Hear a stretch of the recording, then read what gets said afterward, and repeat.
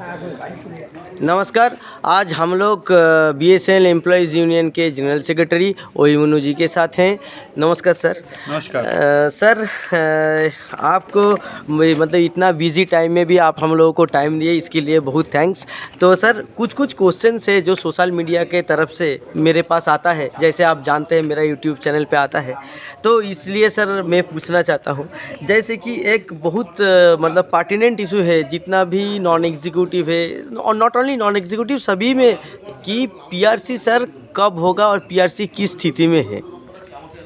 देखिए, third PRC के बारे में बेसिकली आपको ये समझना होगा कि यूनियन कैबिनेट का फैसला है, बीएसएनएल एम्प्लॉयज़ को वेज रिविजन नहीं मिलेगा।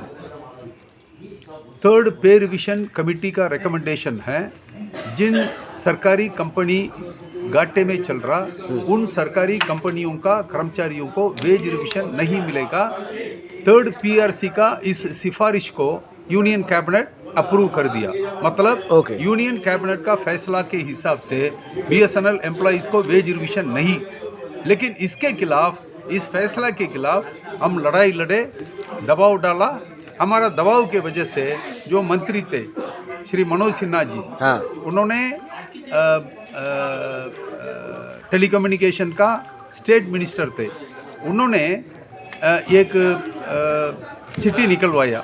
मतलब उनका आदेश पर डीओटी बीएसएनएल मैनेजमेंट को, सीएमडी को एक चिट्ठी लिखा, मान्यता प्राप्त यूनियनों से बातचीत करके वेज रिविजन का एग्रीमेंट साइन करके डीओटी के पास भेजो।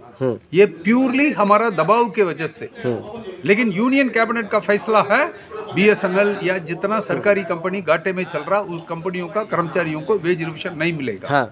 ठीक है। इसलिए पहली बात यह है, वेज रिविजन सेटल होना उतना आसान बात नहीं है। लेकिन हमारा सवाल है, बीएसएनएल किस लिए घाटे में गया? कर्मचारियों के वजह से नहीं। कर्मचारियों तो ठीक ठाक से काम कर रहे। बीएसएनएल घाटे में गया सरकार का pro private anti BSNL policy के वजह से। इसलिए हमारा कहना है, तुम सरकार बीएसएनएल को घाटे में पहुंचाया, बीएसएनएल को घाटे में पहुंचा करके फिर ये बोलना कि बीएसएनएल घाटे में चल रहा इसलिए बीएसएनएल एम्प्लॉइज को वेज रिविजन नहीं मिलेगा, ये गलत बात है। हम इसको नहीं मानते। सरकार का फैसला को, यूनियन कैबिनेट का फैसला को हम नहीं मानते, इसलिए हम लड़ाई लड़ रहे हैं। अब तो डीओटी लेटर के हिसाब से यहाँ वेज रिविजन का बातचीत शुरू हो गया। लेकिन इसमें क्या है, मैनेजमेंट जो नॉन एग्जीक्यूटिवों का नया पे स्केल है, बहुत छोटा पे स्केल दे रहे थे। ठीक है। इसलिए लगभग 5 साल वेज रिविजन का बातचीत रुका हुआ था। अब कुछ नया माहौल आया है कॉर्पोरेट ऑफिस में, वेज रिविजन कमेटी में। हम तो कुछ इसको सेटल करने के लिए कोशिश कर रहे हैं। जो वेज रिविजन कमेटी का नया मेंबर्स है, पुराने लोग सब वीआरएस लेकर के या रिटायरमेंट होकर के चले गए, पुराना चेयरमैन है सब निकल गए। अब नए लोग, कुछ ऑफिसर लोग आए हुए, उन लोगों से बातचीत करके जो नॉन एग्जीक्यूटिवों के नया पे स्केल फाइनल करने के लिए कोशिश कर रहे हैं। ये लगभग जो हमारा मांग है मैनेजमेंट के पास रख दिया। अब ये बात डायरेक्टर एचआर सीएमडी के पास जाएगा। अगर डायरेक्टर एचआर सीएमडी भी जो हमारा सुझाव है नया पे स्केल के बारे में उसको एक्सेप्ट करेंगे तो फिर उसके बाद वेज रिविजन एग्रीमेंट साइन करेंगे। लेकिन कर्मचारियों को मैं ये बोलना चाहता, पिछले 5 साल में वेज रिविजन का बातचीत रुका हुआ था, लेकिन अब कुछ मूवमेंट चल रहा है, हमको कुछ उम्मीद है।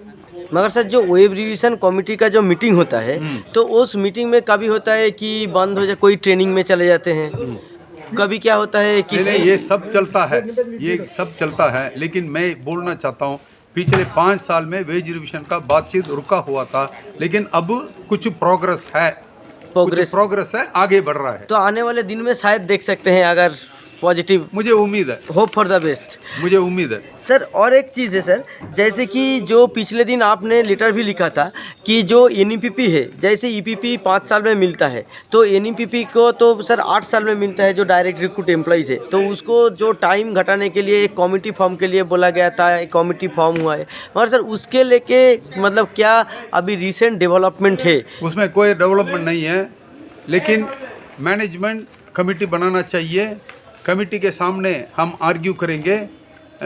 कमेटी अब तक बना नहीं, लेकिन उसको जल्दी बनाने के लिए हम कोशिश कर रहे हैं। मैनेजमेंट को हम चिट्ठी भी लिखा, मुझे उम्मीद है उसमें जो ईपीपी और एनईपीपी के बीच में जो भेदभाव है उसको हम दूर कर सकते हैं।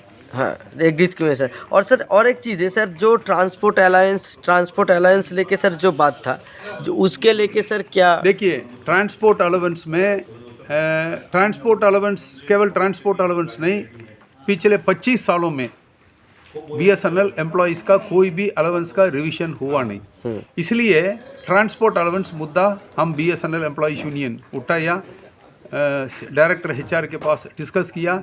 वेज रिवीजन अलग है, अलाउंस रिवीजन अलग है, इसलिए कम से कम ये ट्रांसपोर्ट अलाउंस को हमको सेटल करो, ये मुद्दा हम उठाया।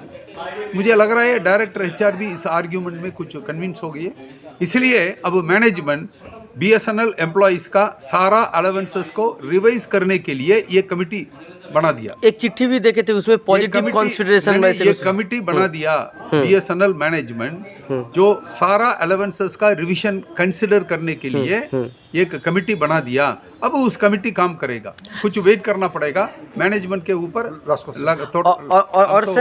और सर एक से सवाल सर कि जो मोबाइल रीइंबर्समेंट का जो बात, जैसे कि ऑफिसर लोगों का मोबाइल रीइंबर्समेंट होता है 5,000 रुपया 7 आसपास ग्रेड मिलता है। मैं बोलता तो नॉन एग्जीक्यूटिव का नहीं, जो आप शुरू करते मैं समझता हूँ समस्या क्या है।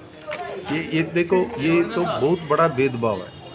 एक तरफ कहते कंपनी घाटे में चल रहा, लेकिन घाटे में चल रहा केवल नॉन एग्जीक्यूटिवों के लिए, क्या एग्जीक्यूटिवों के लिए सभी एग्जीक्यूटिवों को मोबाइल रीइंबर्समेंट दे दिया, अब लैपटॉप भी दे दिया। हाँ, 35,000 रुपया जेटीओ लेवल तक दे दिया। 35,000 हम उसके खिलाफ नहीं, आप दे दो, लेकिन नॉन एग्जीक्यूटिवों को कम से कम एक मोबाइल रीइंबर्समेंट मिलना चाहिए। लेकिन मैनेजमेंट, डायरेक्टर एचआर पहले पॉजिटिव थे, लेकिन बाद में पता चला ऊपर वाले मंजूर नहीं है, इसलिए वो मामला रुक गया।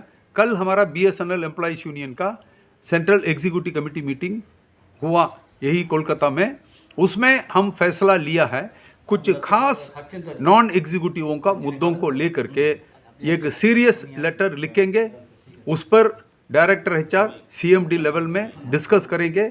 अगर मैनेजमेंट उसको कंसिडर नहीं करेंगे तो कुछ एजिटेशन के लिए हम तो सोचेंगे। इसमें सर क्या लैपटॉप रीइंबर्समेंट भी शामिल है? उसमें बहुत चीज़ है, बहुत इश्यूज है। मतलब देखो, अब बहुत बड़ा खतरा ये है, बीएसएनएल का जो नॉन एग्जीक्यूटिव्स करते सारे कामों को आउटसोर्सिंग कर रहे। अगर ये होगा तो सीएमडी मिस्टर पीके पुरवार एक बार मुझसे कहा, बीएसएनएल मैनेजमेंट का सोच ये है जो कंपनी का 90% काम आउटसोर्सिंग करने का, सब हो चला गया तो फिर नॉन एग्जीक्यूटिवों के लिए एटीटी टीटी के सीनियर टीओ के लिए क्या काम रहेगा? पूरा सीएससी का काम आउटसोर्सिंग होता है। हाँ, ठीक है, ये बहुत महत्वपूर्ण मुद्दा है। दूसरा, रिस्ट्रक्चरिंग के नाम पर नॉन एग्जीक्यूटिवों का संख्या को कम कर दिया, इसलिए JTO LIC, JE LIC, TT LIC होता है, लेकिन लगभग 15 सर्कल में इंक्लूडिंग वेस्ट बंगाल कोई वैकेंसी नहीं आता है। इसलिए उस रिस्ट्रक्चरिंग को रिव्यू करने के लिए हम मांग कर रहे हैं। आप क्यों आउटसोर्सिंग करते हैं? काम को क्यों आउटसोर्सिंग करते हैं? जो एम्प्लॉइज है, एम्प्लॉइज को लेकर के करो। फॉर एग्जाम्पल एफटीटीएच है, एफटीटीएच को वेंडर है, पार्टनर है, टिप कहते हैं, टिप को हटाओ।